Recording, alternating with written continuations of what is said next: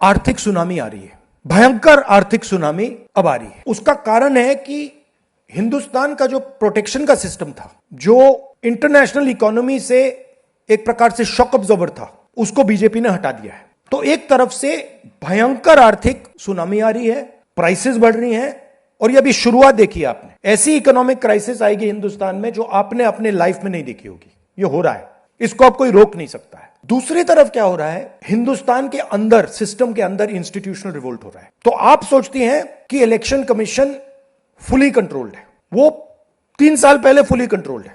Chief election commissioner के messages मेरे पास आ रहे हैं, head of intelligence system, senior judiciary, सारों के सारे रिवोल्ट कर रहे हैं, इंफॉर्मेशन दे रहे हैं हमें।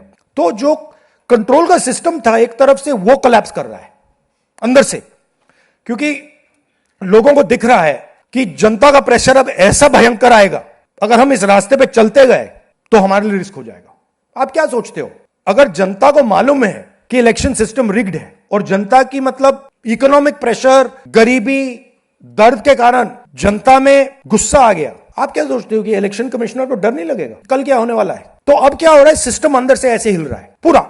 और मैं आपको ये बता दूं कि मेरे पास इंफॉर्मेशन आ रही है, सिस्टम मुझे इंफॉर्मेशन दे रहा है, मोदी जी के बारे में, शाह जी के बारे में, उनके बेटों के बारे में, मिनिस्टर्स के बारे में, अजीत डोवल के बारे में पूरा इंफॉर्मेशन है, धड़ाधड़ धड़ाधड़ धड़ाधड़ हमारे सिस्टम से आ रहा है। अब यह हो सकता है कि जनता के प्रेशर को यह सप्रेस करने की कोशिश करें, इमरजेंसी जैसी चीज कर दें, हो सकता है। बट अब हम दूसरी स्टेज में जा रहे हैं। पहले हम फुल कंट्रोल स्टेज में थे, अब ये आउट ऑफ कंट्रोल जा रहा है इनके। मैं मोदी जी के पास जाता हूं, जब मीटिंग में जाता हूं, मैं आपको बताऊं, मेरे पास मोदी जी के पर इतना इंफॉर्मेशन है, मोदी जी जानते हैं, मैं भी जानता हूं।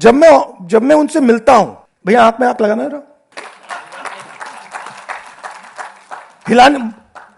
हिलना पड़ता है, क्योंकि वो जानते हैं कि जिस सिस्टम को मैंने कंट्रोल किया था वो सिस्टम कोलैप्स कर रहा है और पूरा इंफॉर्मेशन इसको दे रहा है। तो ये डायनामिक चल रही है। और आप देखना, मेरे अंदाजे से, मेरा असेसमेंट है, 1 साल के अंदर मोदी जी प्राइम मिनिस्टर नहीं होंगे।